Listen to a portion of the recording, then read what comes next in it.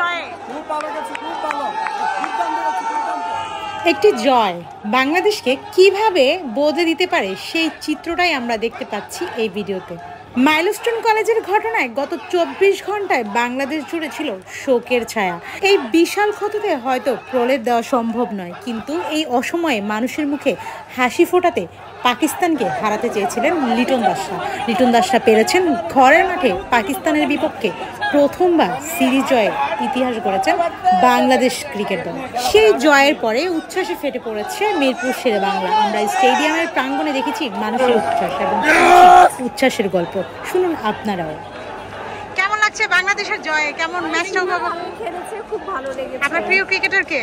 আমার প্রিয় ক্রিকেটার তাসকিন। কিন্তু তাসকিন তো আজকে খেললো না।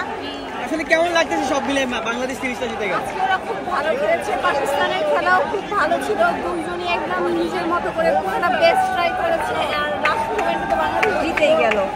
আপনার প্রিয় ক্রিকেটার?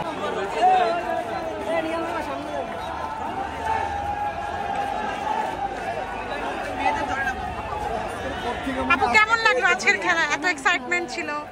লাস্টের দিকে তো মানে সব মিলে কেমন লাগতেছে যে আসলে ম্যাচটা জিততে পারলো বাংলাদেশ? মানে ফার্স্টের দিকে তো শিওরেই ছিলাম যে জিতবে, কিন্তু লাস্টের দিক দিয়ে মনে হইতেছে না জিতবে নাকি জিতবে না, তারপরে জিতছি। আপনার প্রিয় ক্রিকেটার কে? মাহমুদুল আরিয়াজ। তাকে মিস করেছেন? ভয় লাগছিল কিনা যে হেরে যেতে পারে? হ্যাঁ, একটু ভয় লাগতেছিল। ভালো লাগছে লাস্টে যখন মানে আউট হলো তখন পুরো শান্তি। টেনশনটা মাঠের মধ্যে যখন থাকে, বাংলাদেশের কোনো টেনশন ছাড়া হয়।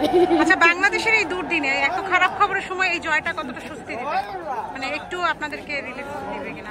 মানে ওইটা মাইলস্টোনের এই ব্যাপারে খারাপ লাগতেই ছিল, মানে ওইটার জন্য একটু খারাপ লাগা ছিল। তো এইখানে বসে অনেককে দেখলাম যে মাইলস্টোনের নিয়ে আসছে। তো ওই দুইটা মিলে আর কি বলবো বুঝতে পারছি। বাট এই জয়ে একটু ভালো লাগছে। ওটাতে তো দোয়া ছাড়া তো আর কিছু করার নেই।